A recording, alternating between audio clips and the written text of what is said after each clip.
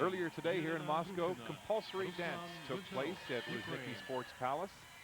And for the second year in a row at the World Championships, Midnight Blues, the music. This event worth 20% of the final mark. And Elena Grushina and Ruslan Goncharov of Ukraine in their 12th World Championship appearance. Well, they have had a season that has kept them off the fall Grand Prix circuit. In an ice dance that used to be so critical that you keep out there, keep your name out there, keep your reputation out there. But I think we're going to see under this new scoring system that line of thinking and that feeling that you have to keep yourself in the forefront of the judges' eyes isn't as important anymore. They did get back into the season with the Cup of Russia and then finished second at the European Championships, just enough time to get ready and prepared for the Worlds. This husband and wife team have moved up the world rankings, and they must be considered contenders here in Moscow. The defending world champions from Russia, Tatiana Navka and Roman Kostomarov. Team that exudes charisma. They've had a bit of a rocky season too, in particular the very start of their season. They had some subpar performances for them. Then things started to smooth out. They really put a great deal of effort into working out the details of the free dance and came up with some good performances. And then they also had a few bumps at the Europeans, so it's kind of been an up and down season for this team.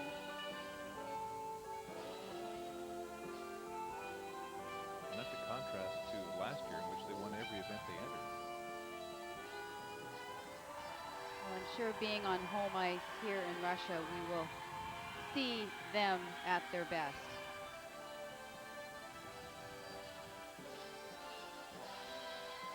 The defending champions from Russia, Navka and Kostomarov, in first place after their compulsory dance performance tonight. And the Canadian flags out and flying for Megan Wing and Aaron Lowe. Out of Windsor, they were 11th 1 year ago at the World Championships and sit 10th after compulsory dance. And they came out with a very, very strong dance, very confident.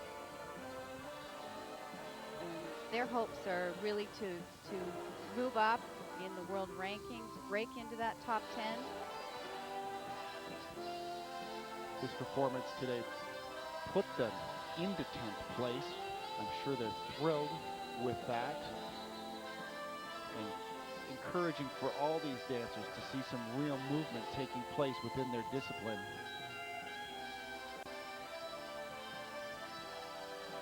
Wing and Lowe were second this year at the Canadian Championships behind Dubreuil and Lausanne. Hit the podium at Skate America with a bronze. The United States of America. Now the Canadian-American team representing the United States. Tanith Belbin is from Kingston, Ontario. Benjamin Augusto from Chicago. They train together just outside Detroit. They've been together for 4 years now. They are the two-time USA champions. Well, if there has been an ice dance team this season that's been the talk of the town, it's this team. From the very beginning when they first got together, this team had it stamped all over them that they were going to go to the top. Many didn't think it was going to happen this soon, but they're on their way. Well, that silver medal at the Grand Prix final signaled their ascent here to the World Championships.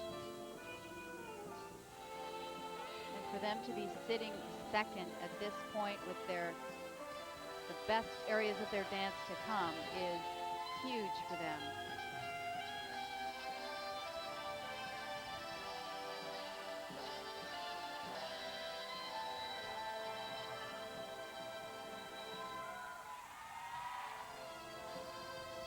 Now the three-time Canadian champions, Marie-France Dubreuil and Patrice Lausanne of Montreal. They're in 5th place after compulsory dance and well within striking distance of the podium. Couple off the ice, celebrating their 10th year on the ice. Well, it's exciting because they're in 5th place, but they're virtually in a tie with the two teams ahead of them. So the podium is actually very reachable considering the fact that their original dance and free dance are their specialty.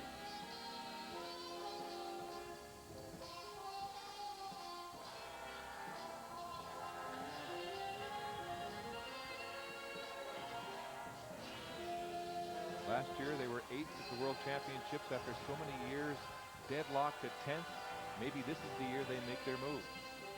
Dubray and Lausanne of Canada in 5th place after compulsory dance here at the World Figure Skating Championships in Moscow.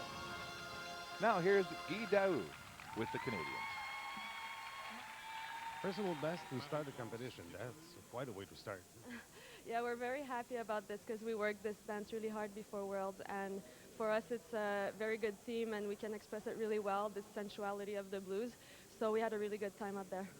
Now you're tied with the French and you train with them.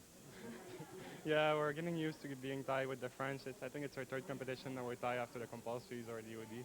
And it's great because we train with them every day and we see how good they are, and we're very good friends too, so it's very fun for us.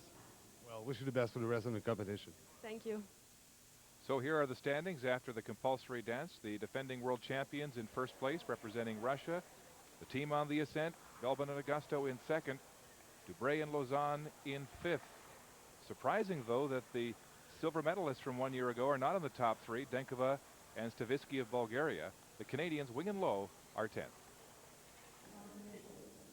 So the Canadians are 5th and 10th after compulsory dance, but what a terrific night of skating in the men's short program, marked by the courage of defending champion Evgeny Plushenko. Skating injured, his own coach wasn't sure he'd be able to compete tonight. He did. He's 3rd overall. He really showed such great character out there tonight. He wants so badly to be able to give the audience what they want to see, but it's just too difficult. And I really have my doubts as to whether he will skate in the long program. He's got to look at the big picture here. The Olympics are just around the corner, and if there's any danger of injuring himself even more, he's really got to think about that going into the long. Now with Lambiel and Joubert 1-2 ahead of him, are we witnessing, Paul, a changing of the guard here in Moscow? Well, it's wonderful when you come to a World Championships and you see someone jump onto the stage and just take complete control of it, and Stefan Lambiel has done that here. But you have to remember, this competition is a little bit like running a marathon. The men have already done a long program. They did the short program tonight. They'll get a day off to catch their breath. But if he's got enough left in the tank, he is going to be a tough man to catch. How about Canada's Jeffrey Buttle, 3rd in the short program tonight, but more importantly, just 2 points behind Plushenko in 3rd. And he did it without the quad combination, and that just speaks so much about his skating. Not only about the skating, but about the system. The system encourages and rewards those skaters who pay attention to every detail, the transitions, his choreography, his interpretation. He got big marks for all of that, and he's in contention without a quad. Emmanuel Sandou is in 10th place. I think we saw both sides of Sandou tonight.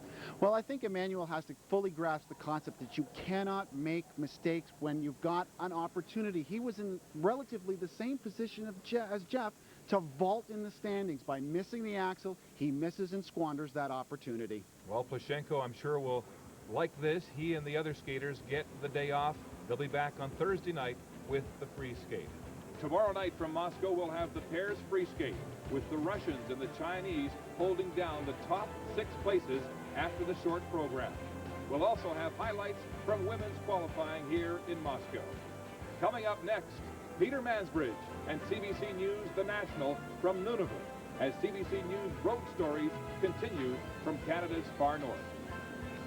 For Barb and Paul and our entire crew here at the World Figure Skating Championships in Moscow, I'm Mark Lee saying good night.